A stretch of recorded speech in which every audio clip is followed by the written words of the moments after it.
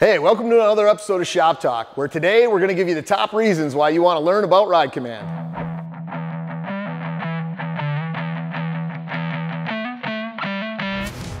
So, when you hear the terms Ride Command, what does that actually mean? Well, the reality here at Polaris is when we say Ride Command, we're talking about an entire ecosystem. So that includes the 7-inch display that you might have in your vehicle. Think of the apps on your phone, you know, the web interface that you can go to, and even our latest offering with Ride Command Plus to give cellular connectivity to vehicles. All right, so the first thing we need to talk about on Ride Command is all about GPS and mapping. And the question we get from a lot of people is, where does that GPS signal come from? Well, obviously there's satellites in the sky, that's the easy part. But on the machine, what do these antennas actually look like? Well, on this Razor XP, we popped off the hood, we popped off a couple screws, and this is actually the box that it's labeled HF antenna for high frequency. And this is actually the GPS and the vehicle-to-vehicle group ride antenna built into one on this rig. Whereas other models, like the Turbo R that you see over here, actually has a GPS antenna right here. And again, you know, this side faces the sky, so this puck is for your GPS. And then hiding under this side, you'll see another kind of hockey puck looking device. That's actually what's being used for that vehicle-to-vehicle group ride functionality. All right, so now that we're in the vehicle, let's check out what this GPS screen actually looks like. So we got this thing tuned up, keyed on, and one of the first things I want to show you is, you know, everybody knows how to pair a Bluetooth, you know, your phone to a Bluetooth device. That's easy. The one I want to show you actually is on these, which is this Bluetooth tethering on this Android device, or the personal hotspot with this maximize compatibility turned on your iOS. These things allow you to pipe internet connectivity from your display up to the cloud. And that's going to enable a couple features that we'll get into here quick. So when you get in here, some things you can do, you can push the screen and pan around. So that's just like your phone. You know, you can pinch to zoom. Most people are used to doing that. You've also got zoom controls here on the side, zoom in, zoom out. If you got a group ride going, you can like zoom to a group or zoom to a leader. If you tap down at the bottom right here, that'll actually, you know, tap down at the right will zoom you back to right where you are, so center your position on the map. We've got north up and course up navigation, so some people like to watch the map rotate, some like to always have north locked up.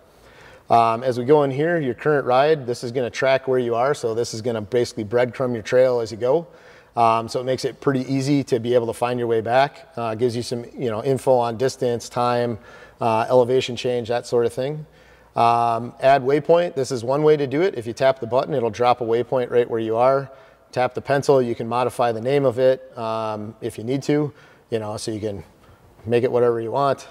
You know, in this case, we'll delete it so it's not showing up. The other way to add a waypoint is if you just hold down anywhere on the map, it'll drop a waypoint right where your finger is. So kind of the same way, you can go in and modify as needed.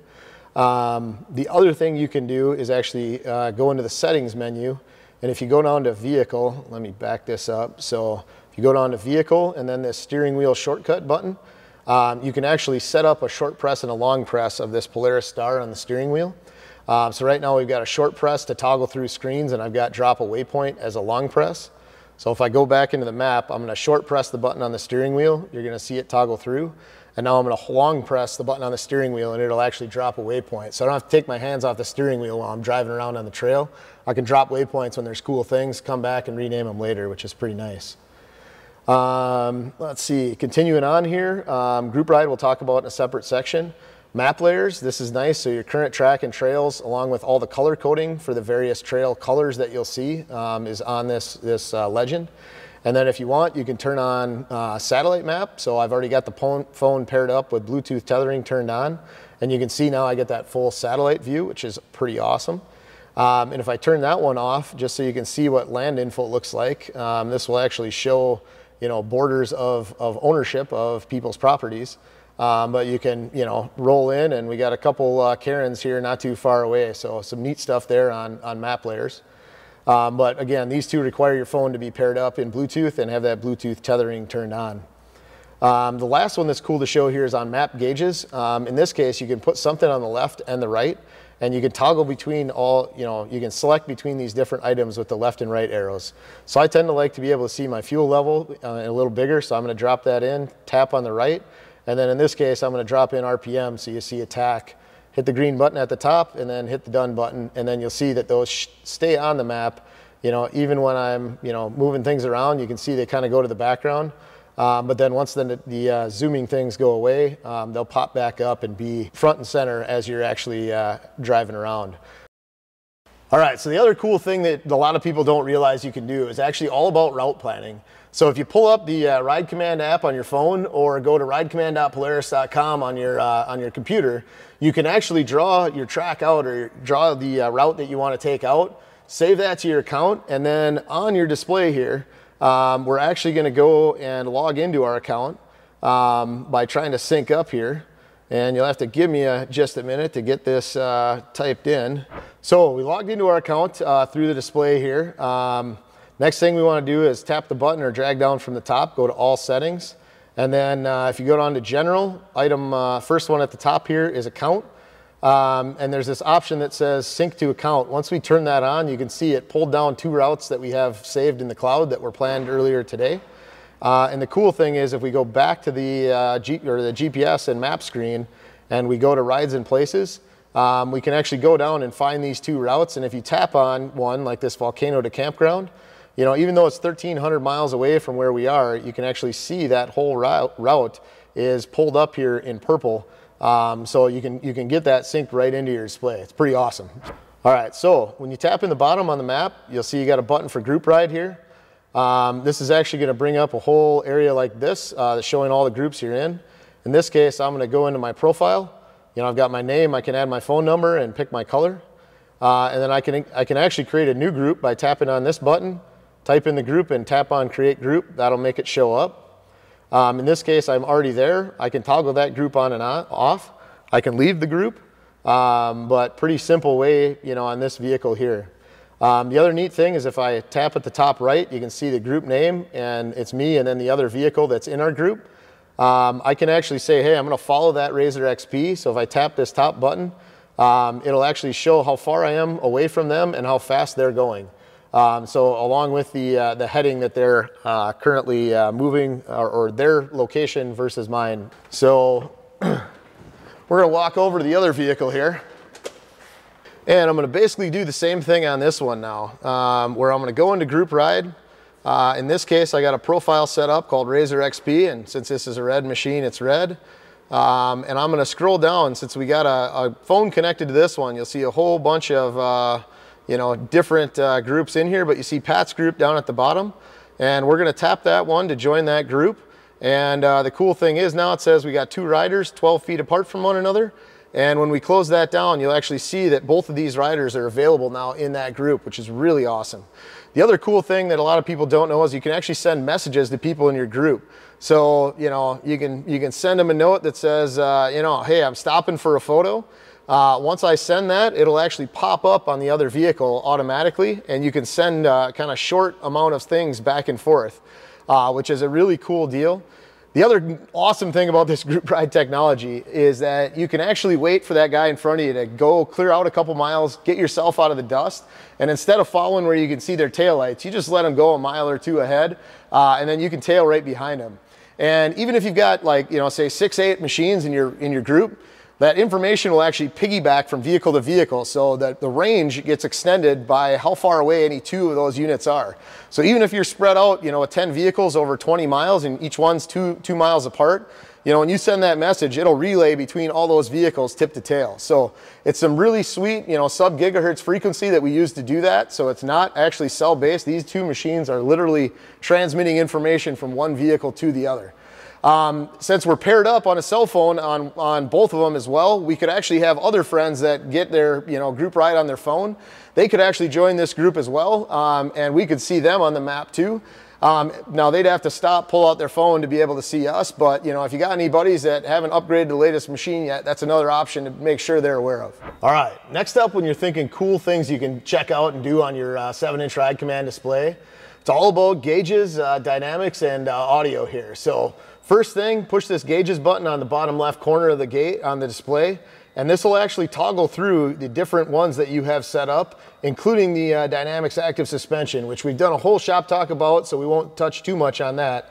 But obviously you can see steering, you can see braking, you can see throttle, you know, and if we change these different modes, you'll see all those shocks adjusting as we go. But cool stuff on the gauge screen here is that if you hit this little settings icon on the bottom right, this will actually pop up and you can add different configurations. So I'm gonna add a new one, go down to that. Instead of having 4, you know, circular dials, I'm gonna go with 5 different data dials here. And if I tap over on data, I can change what's showing up. So maybe I don't want compass, maybe I don't want engine hours, but you know, I like temp, I like trip meter, I like seeing my fuel level, maybe my ambient temp. And when I hit done, now that screen is actually gonna show up. So I see everything I got on the left. You know, I can flip flop and toggle different data on the right. But just remember, this little settings icon down in the bottom right corner allows you to configure these gauges just the way you want them. So that's all about gauges. We covered quick on DYNAMIX. Again, we've got a full episode all about DYNAMIX DV that'll take you through all that. And then when you think about audio, this is the next area that you've got, you know, plenty of options for, right? On many units, we've got factory audio. These razors are built in with our partner Rockford Fosgate. Cool thing, you've got different sources. So we've got FM, AM, weather band, you know, you can hook up a USB stick or connect with Bluetooth. The cool thing is if you want to make an FM station, you just hold it down, that'll lock it into your favorites.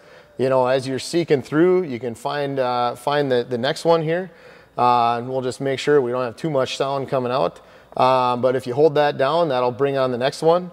You can also use the play and pause button on your steering wheel as a mute button. So if the audio is coming through, you can just tap on that. It'll mute the audio so you don't have to worry about holding the down button all the way down. So just remember, play pause is also mute when you're listening to FM. So cool stuff there. But overall, factory audio, super easy to use through the head unit. Once you pair up your phone, tap on the source, you can go to Bluetooth. You can play all your music right through your Ride Command display. All right, so one of the other cool things that we've got built in on most of the vehicles that come equipped with a Ride Command display are built-in reverse cameras. So I'm gonna shift into reverse. You'll see my cord hanging out of the wall on the shop bench here. But the other neat thing that you see here is that if you have an accessory front camera, or some models come with it built in, if you tap the top arrow here, it'll actually show what's in front of your vehicle. Now the neat part is the front camera is really good for like slow speed, think rock crawling, loading in a trailer, that type of stuff. So good for, you know, speeds kind of less than 10 miles an hour. The rear camera is actually kind of nice. You know, if you got a machine that's outfitted like that Razor XP with a spare tire on the back rack, and it's not so easy to see through it, the cool thing is even if you're not in reverse, and say you're looking at your gauges, you can actually, you know, tap the star button on the top or the hard button down here, tap on cameras, and you can actually drive around with the rear view camera up on your screen and use it almost like a rear view mirror. So as long as people are riding with their lights on, makes it really easy to see people that are behind you, even if you're kicking up some dust off your rear tires. We get a lot of questions from people wondering about the longevity. Can it withstand the elements? You know, is this thing rated for the off-road environment? The answer is unequivocally yes. We use the same displays that you guys get on production vehicles, going through thousands and thousands of miles of testing across all of our different ATVs and side-by-sides to make sure they're ready to go when you get them. So we've actually stripped some of the plastic off the dash on this one so you can see the back side of what this looks like. So on the back of this 7-inch display, you'll see 3 connections on the top. These are the 3 for antennas. Those are fully sealed both on this side and the devices they go into. And then we've got 2 bigger connectors and 1 smaller one. So the smaller one here on the right side, that's for the USB port. These other 2 are all about power, ground, signal wires, and all of the audio equipment going out to speakers and amps and that kind of thing. So a lot of cool functionality, but again, fully sealed. This thing can handle the elements. You know, if you got to wash the front of it, you know, just don't get your pressure washer right up to the face of it, right? Keep that a ways back. But overall, this thing is fully sealed. It's rated for the environment that it's in, and it's ready to last a long time. The other question we get from people is, how do I update this thing? And the key is to go to ridecommand.polaris.com, scroll to the bottom of the page, click on a couple links, and download the software update. You can either grab just the display software update, or you can update your maps as well. But I want to show you at least one of those. So we're going to swing the door open on this rig. And on this one, if we open the passenger or the driver's side glove box here, you'll see there's a little dust cap to pull off. You take your USB stick, plug it in there, and then pretty simply put on the display, you go into the settings menu. So you can either scroll down from the top or hit this Polaris star button, go to all settings, down to vehicle here. sorry, I lied. Go down to general, we got to back up here. Scroll down, and where you see this one that says update software, you tap on that guy, and then it will tell you if you have multiple files, these .swu files. This one's the newest. Click on the install button once, twice, and then give it a minute. It'll roll through the software, and it'll automatically restart that display so you're ready to go with all the latest and greatest updates. All right, so there's one more thing we got to hit on this top list of cool Ride Command features, and the last one is all about Ride Command Plus. So when you add this cool little box onto a vehicle, which comes on some model year 23s and more model year 24s, also available as an accessory for some of the newer rigs, it's going to enable some cool stuff in your phone that you don't otherwise get through a cell connection from your vehicle up to the cloud. So we've connected up to a vehicle that's actually on a ride right now out west. And we've got a lot of cool features that you can see on this Expedition. So you can actually go in and we can see vehicle health. So we can see this thing's full of gas. These guys are probably on a lunch break, but the battery's charged up. You know, they got a few hundred miles on it. You know, ambient temp's pretty nice. It's a hell of a day for a ride right here. We can also go into a map and we can see the current ride, right? So where it was started, you know, kind of all the areas they've gone, where you're at right now. And the cool thing here is that you can actually see the current time without having to start this up. This is going to happen automatically when you've got that Ride Command Plus system enabled on your vehicle.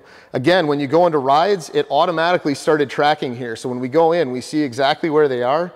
And you can even get some details, right? Tells you they've gone up and down 3,400 feet, all the way up to 12,000. I mean, this is a heck of a ride through the Rocky Mountains here going on. And then one other neat thing, if you go down to more and go up to group ride, you can actually change from broadcasting from your phone over to the vehicle. And we joined it up with Pat's group, the same one we used earlier in this episode. So when we walk back to the machine, we should be able to actually zoom to group and see this Expedition out in Colorado. All right, so we jump back in our Turbo R, and we actually turned on this group for this other vehicle. And you can see here that the Expedition North Star Blue now shows up as being 800 miles away. And if you look, we can actually zoom to the group. It'll zoom our map way out, and if we wind ourselves over here to Colorado, we'll see the last place that that unit was actually driving. So pretty cool technology here with this Ride Command Plus. I think, you know, overall, certainly an enhancement that we haven't seen in the past that a lot of people aren't aware of. So make sure you check that out if you got a vehicle that's equipped, or if you've gone out and got that as an accessory. All right, there's one more cool feature that we forgot to talk about on this Ride Command Plus system, and that's all about location alerts. So we actually installed one on this machine right behind me, and we wheeled the machine back and forth to trip a bump alert. And in this case, you can see the notification popped up on our tablet here that Dune Shredder, our rig with the paddles, has been bumped. So when we open this up, we're going to see big red warnings on here. Notice that we can actually see exactly where this vehicle is located. If it was moving real time, like somebody was towing it on a trailer, we'd be able to watch that while we phone into the authorities that somebody is maybe moving our vehicle that shouldn't be. So we've covered off on a ton of things today. We started out with GPS, we jumped into the group ride, talked all about the gauges and how to configure those, went into some of the audio and dynamic screens, talked about all the durability things that we've done, and wrapped it up with Ride Command Plus. That's it for this episode of Shop Talk. Be sure you guys like, comment, and subscribe. Let us know what you want to see next time.